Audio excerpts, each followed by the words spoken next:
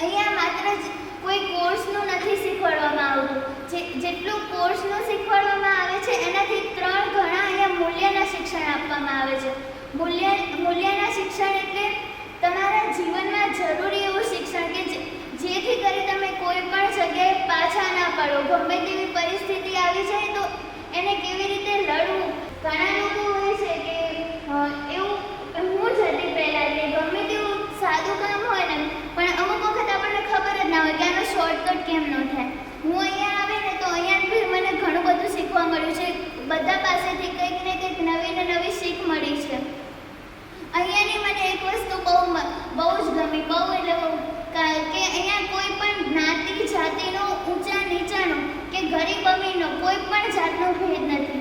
પહેલી વાત કે અહીંયા કોઈ પણ આવે તો એ બધા સરખા. ક્યારેય કોઈને એ પૂછવામાં નથી આવતું કે તમે કેવા છો, તમે કેવા છો, તમારા ઘરે શું છે, તમારા ઘરે શું નથી, તમે કેટલા પૈસાવાળા છો, તમે કેટલા ગરીબ છો. બધાને એક સરખું. ના તો કોઈ શિક્ષણમાં એવી રીતે ભેદ કે કોઈ પણ જગ્યાએ ભેદ કરવામાં નથી આવતો. એ ઉપરથી અન્નનો બગાડ ના કરો, પાણીનો બગાડ ના કરો. જે નાની નાની વસ્તુઓ હોય છે પણ એ ઘણું એટલે ઘણું એનું મહત્ત્વ હોતું હોય છે આપણા જીવનમાં, જે આપણને અહીંયાથી શીખવા મળે છે.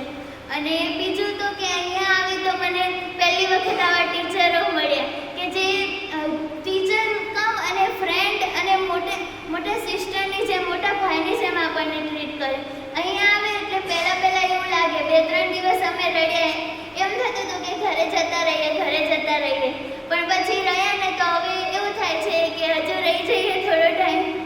અને જ્યારે અહીંયાથી, એ વાત તો સાચી જ છે કે જ્યારે અહીંયા વિદ્યાર્થીઓ આવે ને તો ત્યારે રોતા આવે છે અને અહીંયાથી જ્યારે જાય ને તો હસતા જાય છે અને કંઈક વધારાનું લઈને જાય છે.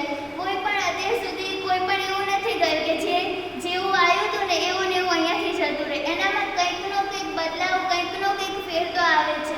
અને સૌથી મોટો ફેર એ આવે છે કે એ અહીંયા આવીને બીક એની ભૂલી જાય છે, ડરવાનું ભૂલી જાય છે અહીંયાથી. અને એમાં ખાસ તો છોકરી તે અહીંયાથી આવી અને લીડર બનીને જાય છે. ઘણું બધું એ ઉપરાંત અહીંયાથી સ્પોર્ટ્સનું શીખવાડવામાં આવે છે, કાનૂનનું શીખવાડવામાં આવે છે. અમુક એવી નાની નાની બાબતો જે હોય છે ને જે આપણને જનરલી ઘરેથી શીખવા નથી મળતી હોતી, એ વસ્તુ અહીંયા શીખવાડવામાં આવે છે. તો thank you so much Indu દીદી, રીના દીદી, માર્ટિનભાઈ, જયસિંહભાઈ, ખગેન્દ્રભાઈ, માસી અને જયંતિ દીદી. એ લોકો છે ને અહીંયા પણ એમણે બી ઘણું બધું કિચનમાં બી મને શીખવાડ્યું છે.